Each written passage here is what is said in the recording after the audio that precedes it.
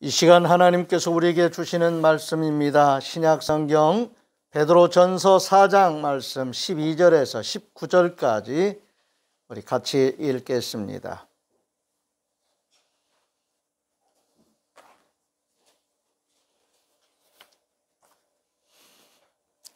신약성경 382쪽을 참조하시기 바랍니다.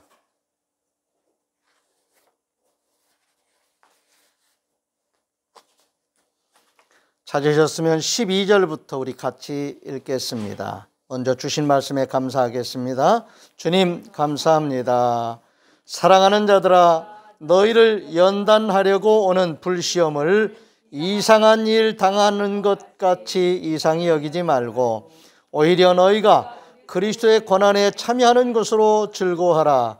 이는 그의 영광을 나타내실 때에 너희로 즐거워하고 기뻐하게 하려 함이라. 너희가 그리스도의 이름으로 치욕을 당하면 복이 있는 자로다. 영광의 영 곧 하나님의 영이 너희 위에 계심이라. 너희 중에 누구든지 살인이나 도둑질이나 악행이나 남의 일을 간섭하는 자로 고난을 받지 말려니와 만일 그리스도인으로 고난을 받으면 부끄러워하지 말고 도리어 그 이름으로 하나님께 영광을 돌리라. 하나님의 집에서 심판을 시작할 때가 되었나니 만일 우리에게 먼저 하면 하나님의 복음을 순종하지 아니하는 자들을 그 마지막은 어떠하며 또 의인이 겨우 구원을 받으면 경건하지 아니한 자와 죄인은 어디에 서리요. 그러므로 하나님의 뜻대로 고난을 받는 자들은 또한 선을 행하는 가운데에 그 영혼을 미쁘신 창조주께 의탁할지어다. 아멘. 마지막이라고 생각하는 그런 구별된 생각이 우리의 생각하고 말하고 행동하는 삶의 태도에 중요한 영향력을 미친다는 것, 우리는 경험을 통해서 잘 알고 있습니다. 오늘 말씀 속에서 우리가 읽지 않은 7절 말씀을 보면은 만물의 마지막이 가까이 왔으니 그러므로 너희는 정신을 차리고 근신하여 기도하라고 말씀하십니다. 무엇보다도 뜨겁게 서로 사랑할지니 사랑은 허다한 죄를 덮는다고 말씀하십니다. 마지막을 우리가 의미 있게 생각해 볼 수 있어야 됩니다. 무엇이 마지막이라고 말할 수 있는 것인지. 이거 이제 마지막이야. 우리가 가진 물질도 바닥이 날 때가 있을 수 있지요. 그래서 이거 마지막이야. 우리가 가진 경제적인 가능성, 우리가 모아놓은 어떤 경제적인 그런 가치 있는 것들, 이것이 이제 마지막이다. 또 사르밧 과부와 같이 이제 더 이상 어떻게 할 수 없는 한계에 도달해 있는 모자간의 마지막 한 끼 식사, 이것밖에는 우리의 것이 없다. 그리고 더 이상 어떤 살 희망을 잃어버린 그 어머니와 아들의 그 마지막이라고 생각했던 한 끼 식사, 그것이 그들에게 마지막은 아니었지요. 그런데 오늘 말씀 속에서 이 때, 이 시대 마지막이다. 뭔가 우리가 매듭을 짓고 싶을 때 어떤 선을 긋는 그런 행위를 합니다. 어떤 말을 할 때도 마침표를 찍고 싶어 할 때가 있지요. 여기서 끝내자. 여기 이것이 끝이다 라고 말하고 싶은 그런 상황이 있을 수도 있겠지요. 그런데 그런 모든 것들을 다 우리가 뒤로 하고 오늘 하나님 앞에서 하나님의 말씀을 받는 자로서 종말론적인 그런 생각을 하면서 살아가는 그 마지막이라는 생각, 마지막이라는 말씀을 통해서 우리가 어떤 삶의 태도를 가져야 되는가 하는 것을 생각하는 신앙적인 태도는 대단히 중요합니다. 사람들은 이것이 끝이야, 마지막이야 라고 그렇게 생각하는 순간 생각이 무너질 수도 있고 앞이 안 보일 수도 있고 미래지향적인 삶을 전혀 예측할 수도 없고 살 수도 없는, 그래서 끝이라고 생각하는 그런 마지막 개념을 가질 수가 있습니다. 그런데 오늘 우리에게는 그 마지막이라고 하는 그 생각을 끝이라고 생각하지 않고 그것을 뛰어넘을 수 있고 그것을 이어갈 수 있는 그런 희망을, 소망을 하나님이 우리에게 주셨고, 그 소망 때문에 하나님 우리에게 믿음을 가지라고 말씀하시고, 믿음을 가진 자로서 어떻게 살아야 될 것인가 하는 것을 말씀하시면서 마지막 때일수록 믿음으로 살아야 된다, 마지막 때일수록 소망을 잃지 않아야 된다, 마지막 때일수록 사랑하며 살아야 된다. 우리가 고린도전서 13장에서 보았던 그 말씀의 핵심도 마지막 때를 살아가는 성도들에게 주시는 메시지입니다. 오늘 본문 말씀에서 보면은 마지막 때에 성도들이 어떤 태도로 살아야 되는가 하는 점에 대해서 말씀하고 있습니다. 마지막 때는 고난과 시련이 필연적으로 따라온다고 말씀하십니다. 어느 시대를 살아가든지 어떤 환경에서 살아가든지 인간의 존재 방식이나 삶에는 고난과 시련이 있을 수 있습니다.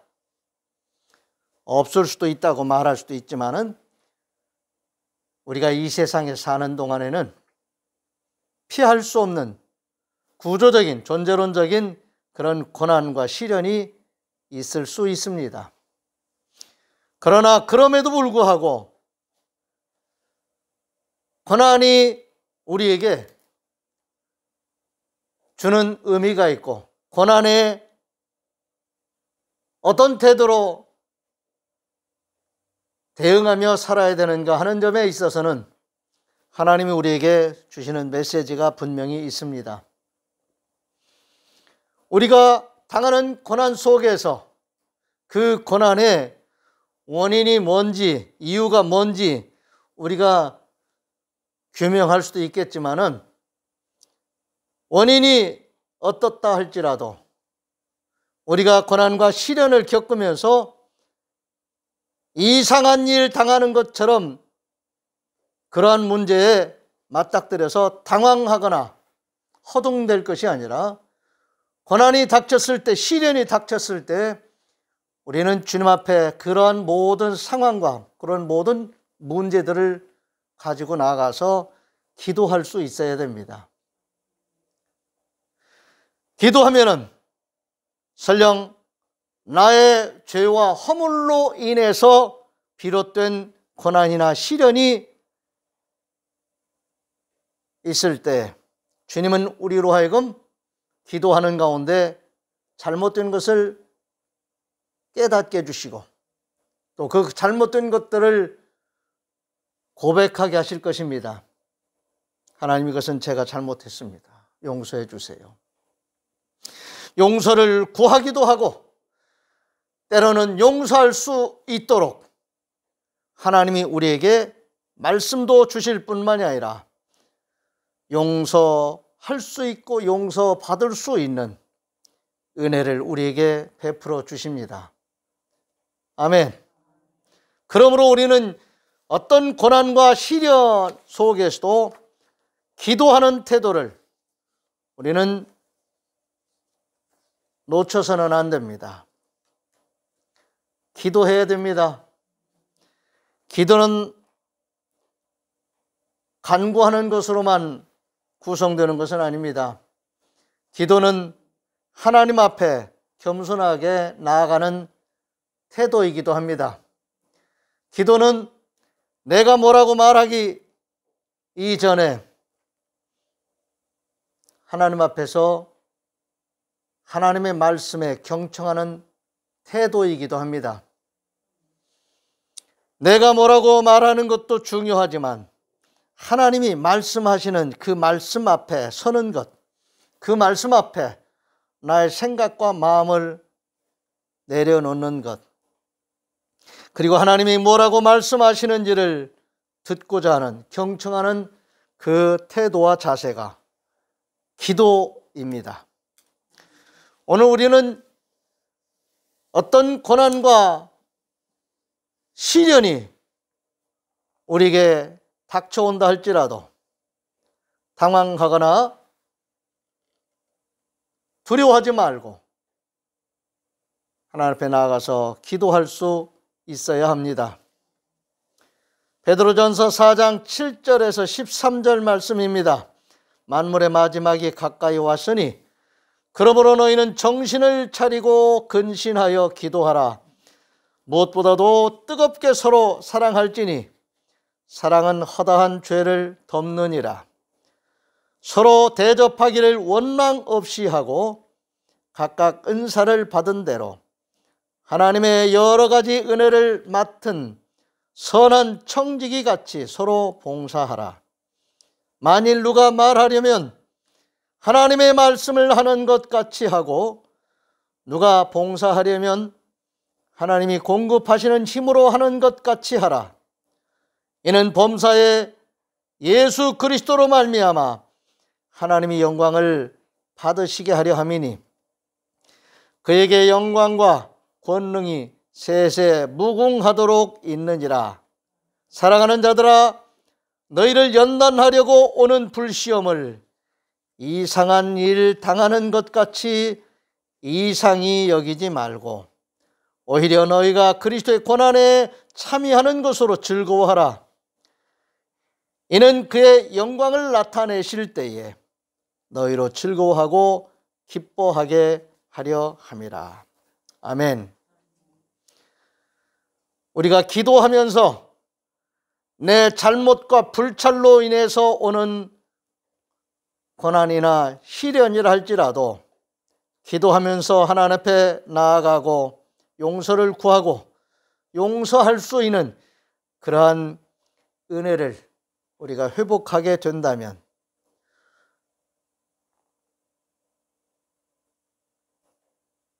그 고난은 새로운 의미의 고난으로 우리에게 다가올 것입니다. 우리가 기도하면서 하나님의 뜻 안에서 우리가 겪게 되는 그 고난에 다시 한번 맞닥뜨린다면 그 고난은 새로운 의미로 우리에게 다가올 것입니다. 그 고난은 그리스도의 고난에 참여하는 그러한 의미로 우리에게 다가와 고난 중에서도 우리는 즐거워할 수 있고 기뻐할 수 있는 그런 은혜를 덧입게 될 것입니다. 고난을 즐거워하고 기뻐할 사람은 아무도 없을 것입니다. 그러나 고난 중에서도 시련 가운데서도 하나님의 은혜 가운데서 우리가 즐거워할 수 있는 기쁨을 잃지 않을 수 있는 그 은혜를 하나님이 우리에게 회복시켜 주시는 그런 은혜의 세계 속으로 하나님 우리를 이끌어 가십니다. 고난이 있어요. 시련이 있다고요. 그럼에도 불구하고 하나님이 우리에게 주시는 샬롬의 평강을 우리가 유지할 수 있다는 말씀입니다. 그로 인해서 우리가 기뻐하고 즐거워할 수 있다는 말씀입니다. 고난이 있고 시련이 있음에도 불구하고 잃지 않는, 흐트러지지 않는 믿는 사람으로서, 하나님이 함께 하시는 자로서, 하나님의 은혜를 입은 자로서의 그 중심이 유지된다는 말씀입니다. 베드로전서 4장 1절 2절입니다. 그리스도께서 이미 육체의 고난을 받으셨으니 너희도 같은 마음으로 갑옷을 삼으라. 이는 육체의 고난을 받은 자는 죄를 그쳤음이니 그 후로는 다시 사람의 정욕을 따르지 않고 하나님의 뜻을 따라 육체의 남은 때를 살게 하려 함이라. 아멘이지요?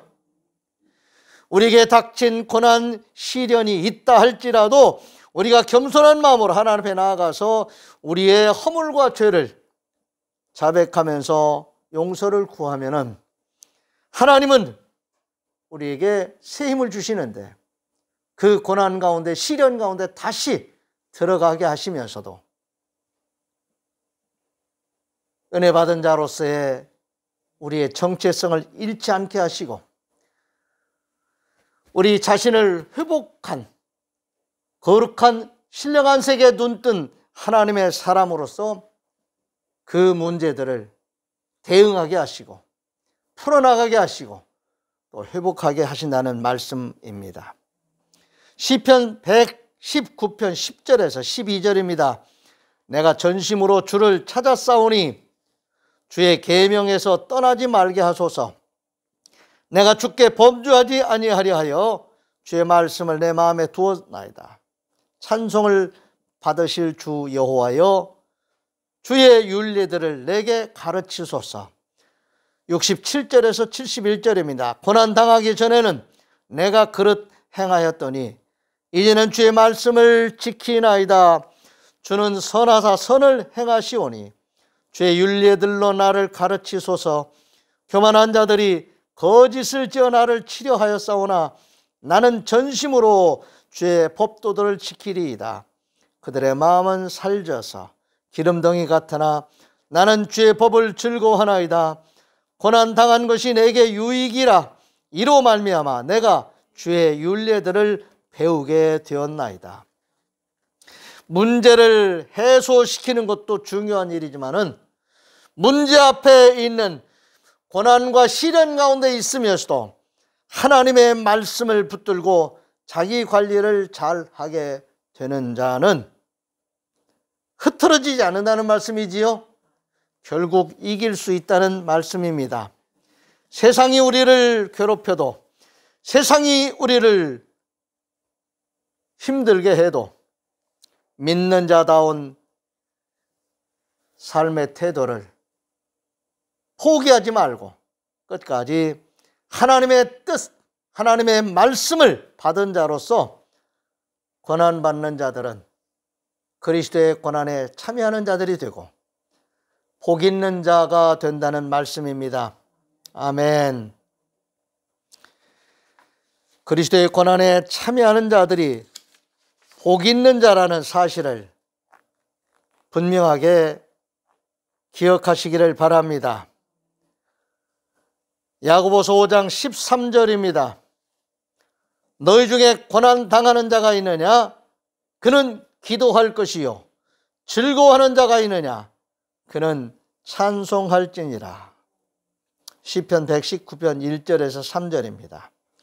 행위가 온전하여 여호와의 율법을 따라 행하는 자들은 복이 있으며 여호와의 증거들을 지키고 전심으로 여호와를 구하는 자는 복이 있도다. 참으로 그들은 불의를 행하지 아니하고 주의 도를 행하는도다. 고린도후서 7장 10절입니다. 하나님의 뜻대로 하는 근심은 후회할 것이 없는 구원에 이르게 하는 회개를 이루는 것이요 세상 근심은 사망을 이루는 것이니라. 베드로전서 4장 16절 19절입니다. 만일 그리스도인으로 고난을 받으면 부끄러워하지 말고 도리어 그 이름으로 하나님께 영광을 돌리라. 그러므로 하나님의 뜻대로 고난을 받는 자들은 또한 선을 행하는 가운데 그 영혼을 미쁘신 창조주께 의탁할지어다. 아멘. 여러 가지 시험과 고난을 받을 때 그리스도인으로서의 자신의 정체성을 잃지 않고 믿음으로 주어진 문제 앞에 맞서면 하나님이 기뻐하실, 우리가 보고 좋아할 좋은 결과를 얻게 될 것입니다. 로마서 8장 24절에서 28절입니다. 우리가 소망으로 구원을 얻었음에 보이는 소망이 아니니 보는 것을 누가 바라리요? 만일 우리가 보지 못하는 것을 바라면 참음으로 기다릴지니라. 이와 같이 성령도 우리의 연약함을 도우시나니 우리는 마땅히 기도할 바를 알지 못하나 오직 성령이 말할 수 없는 탄식으로 우리를 위하여 친히 간구하시느니라. 마음을 살피시는 이가 성령의 생각을 아시나니 이는 성령이 하나님의 뜻대로 성도를 위하여 간구하심이니라. 우리가 알거니와 하나님을 사랑하는 자 곧 그의 뜻대로 부르심을 입은 자들에게는 모든 것이 합력하여 선을 이루느니라. 아멘. 힘들고 어려울 때일수록 이러한 중심 잡음이 필요합니다. 힘들고 어려울 때일수록 기본에 충실해야 됩니다. 그 기본은 하나님께 있습니다. 그 기본은 하나님의 뜻 안에 있습니다. 그 하나님의 뜻은 하나님의 말씀을 경청할 때 알게 됩니다. 힘들고 어려울 때 우리는 문제 앞에서 허둥대다가 문제를 해결하기 위해서 문제 속으로 빨려 들어가는 오류를 범하기가 쉽습니다. 그런데 그럴 때 우리는 경계심을 가지고 문제를 바라본다 할지라도 우리의 중심을 잃지 않는 일에 더 우선해야 됩니다. 오뚜기가 막 흔들리는 그 변화에 대응을 하면서도 끊임없이 추구하는 것이 중심입니다. 그러다가 결국에는 중심을 잡고 제자리에 서게 됩니다. 고난과 시련이 우리를 힘들게 할지라도 오늘 하나님이 우리의 중심이 되십니다. 그 하나님을 가까이 하고 하나님의 말씀에 경청하고 기도하는 일, 성령의 인도하심에 따라서 사는 것, 이것이 바로 고난에 대응하는 성도의 중요한 신앙적인 태도인 것을 잊지 마시기 바랍니다. 우리 하나님 살아계셔서 역사하십니다. 그리스도인으로 고난받으면 복 있는 자입니다. 고난을 부끄러워하지 마시고 고난과 시련 앞에 담대하시기 바랍니다. 기도하겠습니다. 하나님 감사합니다. 힘들고 어려운 시기를 살아갑니다. 2021년 새해를 맞이했음에도 앞이 보이지 않는 불투명한 그런 한 해가 우리를 점점 더 옥죄어오고 있습니다. 하나님 이렇다 할지라도 우리 앞에 어떤 고난과 시련이 있다 할지라도 현실의 삶이 정말 힘들고 어렵다 할지라도 우리를 지으신 하나님, 우리를 살리신 하나님, 우리와 함께 하시는 하나님을 가까이 하게 해주시옵시고 하나님의 뜻 안에서 우리의 중심을 잘 가다듬을 수 있게 해 주옵소서. 생각의 중심, 마음의 중심, 우리의 삶의 중심에 하나님이 늘 함께하고 계심을 잊지 않게 해 주옵소서. 깨어 기도하는 우리 성도들 되게 해 주시옵시고 기도하면서 하나님과 동행하는 삶을 잘 사는 성령의 사람들 되게 해 주옵소서. 이럴 때일수록 축복하며 기도하는 자들이 되게 해 주시옵시고 말에 소금을 치는 우리들이 되게 해 주옵소서. 이제 한 주간 우리의 삶의 현장으로 또 나아갑니다. 어디에서 무엇을 하든지 주님과 함께 동행하게 해주시고 우리 하나님 보시기에 좋은 정말 복된 삶을 잘 사는 한 주간 되게 해 주옵소서. 우리를 구원해 주시고 우리에게 소망을 주신 우리 주님 예수 그리스도의 이름으로 축복하며 기도하옵나이다. 아멘. 다 같이 일어나셔서 568장 패회 찬송 부르겠습니다.